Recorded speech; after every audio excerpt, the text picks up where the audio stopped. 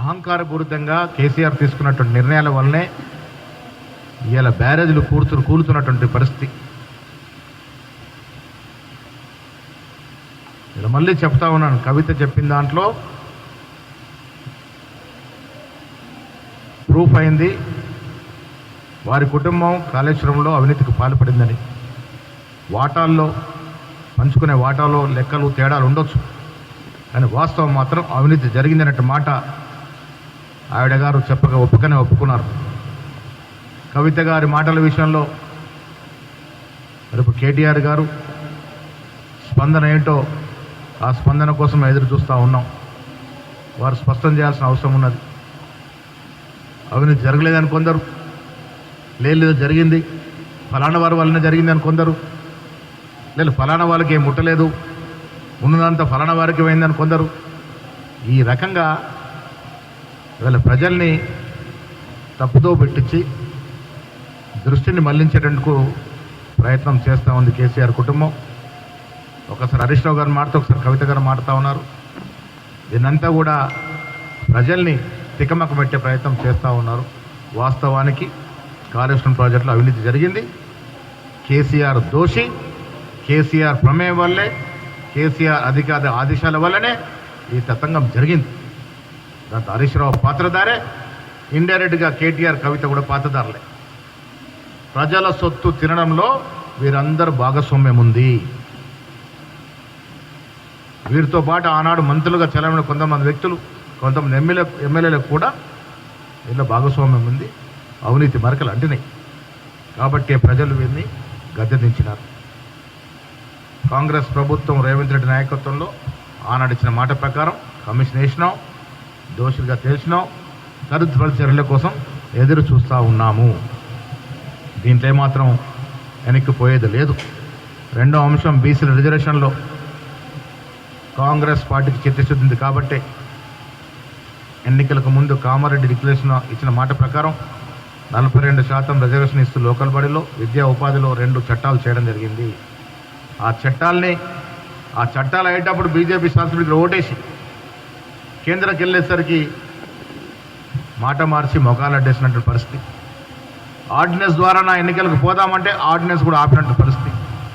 మళ్ళీ 3వ దఫా మా చిత్తశుద్ధిని చాటుతూ అసెంబ్లీలో గతంలో కేసీఆర్ పెట్టినట్టు నిబంధన వల్ల 50% లోబడే రిజర్వేషన్ ఇచ్చే పరిస్థితి ఉండడం వల్ల దానికి అధిగమిస్తూ మళ్ళీ ఒక చట్టం తీసుకురావడం జరిగింది. చట్టం తేవడగాక గవర్నర్ కలిసి విన్నవించాం కూడా. ఇది ప్రజా కోణంలో చూడాలని, ఇది ప్రజల ఆకాంక్ష.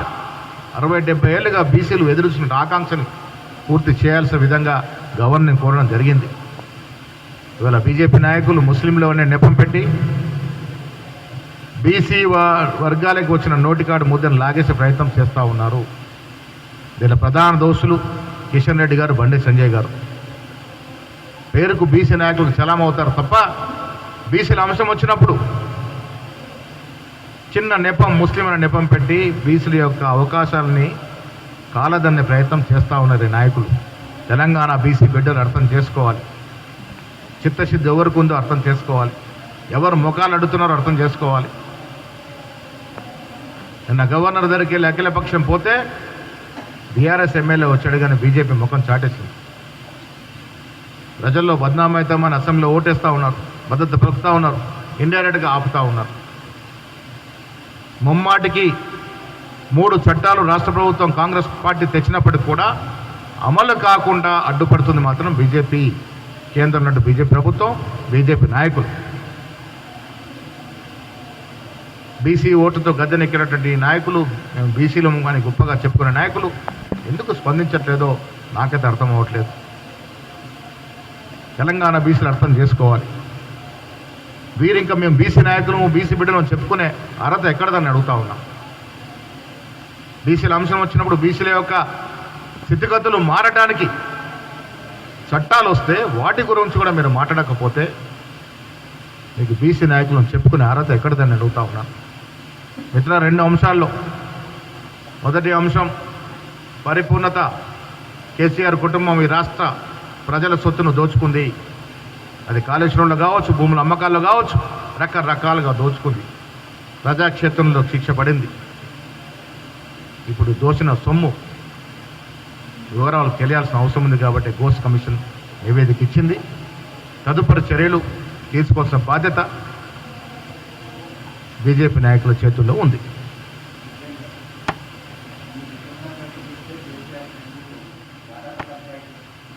అంతే కదా, మరి వాటాల పంచాయతీ లేకుండా ఎందుకు రోడ్డుకెక్కుతారు?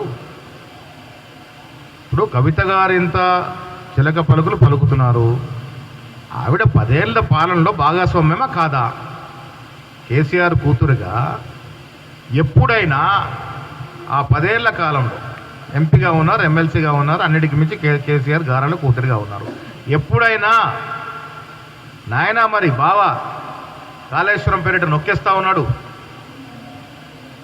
బావకు సంతోష్ ఇంకో బావ వత్తాసు పాడుతూ ఉన్నాడు, ఇంకో తమ్ముడు వత్తాసు పాడుతూ ఉన్నాడు, మరి చర్య తీసుకోవాలిగా నాయన అని అడిగినావా? అప్పుడు ఎందుకు అడగలేదు? ఇవాళ కనబడుతున్న నీకు అవినీతి ఆనాడు ఎందుకు కనబడలేదు? పంపకాల్లో డెఫినెట్గా తేడాలు ఉండొచ్చు. అవినీతి జరిగింది వాస్తవం. కొంత కేసీఆర్ దగ్గర ఉన్న వాళ్ళు కొంత ఎక్కువ వాటా తీసుకుని ఉంటారు. వాటాల్లో తేడాలు తప్ప ప్రజా సొమ్ము మాత్రం దుర్వినియోగం జరిగింది, దోపిడీ జరిగింది.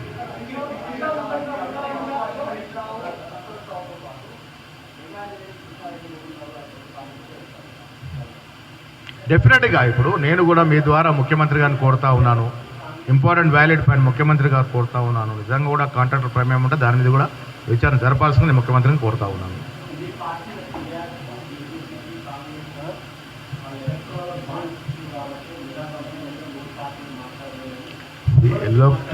ఎలక్టోరల్ బాండ్స్ ఎవరు ఎప్పుడు ఎక్కడ ఇచ్చారో అంత స్పష్టత ఉంటుంది. It's a white document, open.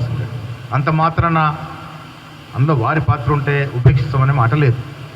నేను అందుకే మీరు అనే ప్రశ్నకి నేను ముఖ్యమంత్రి గారికి వాళ్ళు రిక్వెస్ట్ చేస్తా ఉన్నా. లాంటి నిజంగా ఒక కాంట్రాక్టర్ అన్నవాడు పనిచేస్తాడు, డబ్బు సరే పనిచేస్తాడు, పని చేయకుండా అప్పుడున్నటువంటి ప్రభుత్వం దాని మీద చర్యలు తీసుకుంటుంది. కాంట్రాక్టుల ప్రమేయం ఎంత ఉంటుంది? ప్రభుత్వం నడిపే అధినేత చేతుల్లో మొత్తం ఉంటుంది. అవి కట్టినప్పటికి కూడా అజమాయిషీ ఎవరిది? కేంద్ర ప్రభుత్వం, రాష్ట్ర ప్రభుత్వం అజమాయిషీ. ఆ అజమాయిషీ నడిచింది కాబట్టి ఆనాడు తప్పిదాలు జరుగుతాయి, నిజంగా రిపోర్టర్స్ చర్యలు ఉంటాయి.